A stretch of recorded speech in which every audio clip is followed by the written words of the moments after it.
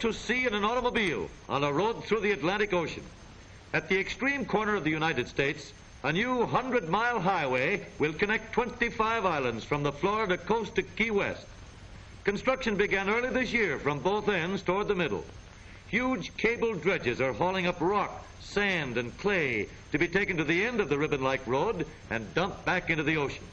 Floating dredges drag the bottom, building a long, continuous hill on the ocean floor.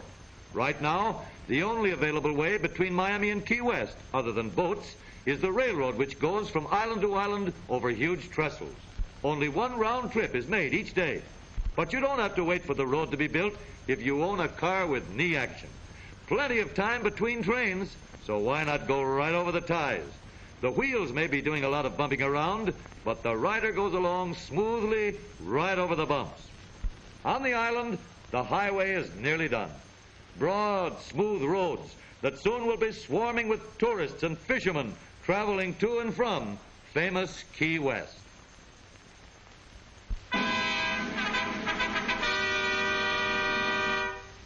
A huge new automobile factory is completed here. It represents the first automobile plant construction work to be done by any automobile company since 1929. These fine old craftsmen have come from 15 plants throughout the country to take part in the opening ceremonies. Each man has worked an average of 21 years for the company. Their combined ages total nearly 1,800 years. Mayor Howard W. Jackson welcomes the oldest employees of the company and presents them with the key to the city. James Thayer of Flint, Michigan, is spokesman for the group. He is 83 years old. At Washington, the Honorable Joseph W. Burns, Speaker of the House of Representatives, gets proof that men twice 40 still hold good jobs with Chevrolet. You tell him, boys, life begins at 80.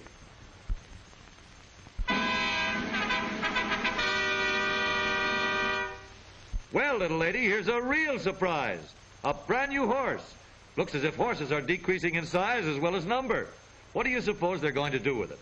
Well, well, Dad seems to have succeeded in increasing the horsepower of the car. 80 under the hood and 1 in the back seat. Well, anyway, a half of one.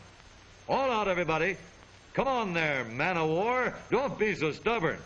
That's better. Now you're showing some good old-fashioned horse sense. There we are. That extra horsepower came in handy after all.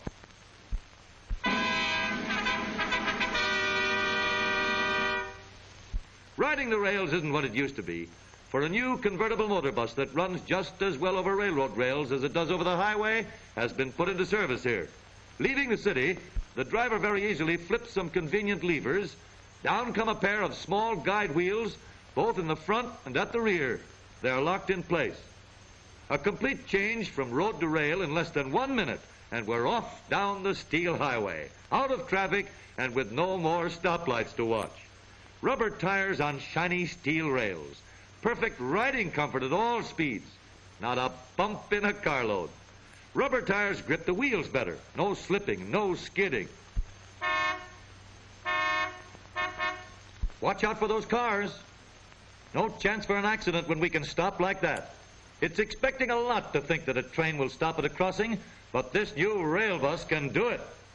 The miles fly by in a hurry, and here's the highway again. Miles saved by the rail shortcut. Up come the guide wheels. We're back on the highway again without even a stop. Right down to the center of the village, where we leave passengers and pick up packages for the city. The compartment at the rear is large enough for express, in addition to passengers' baggage. All aboard?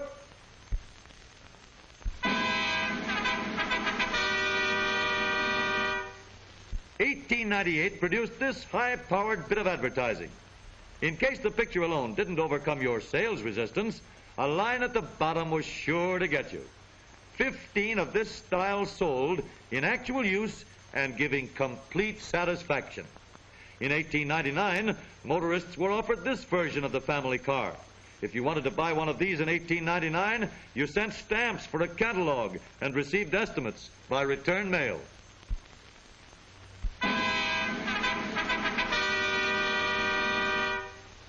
For the first time in 25 years, a motor car drives down one of the shortest and narrowest streets in the world.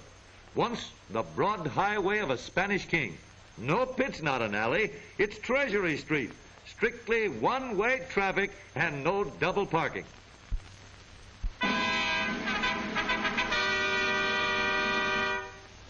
Thinking of decorating your car?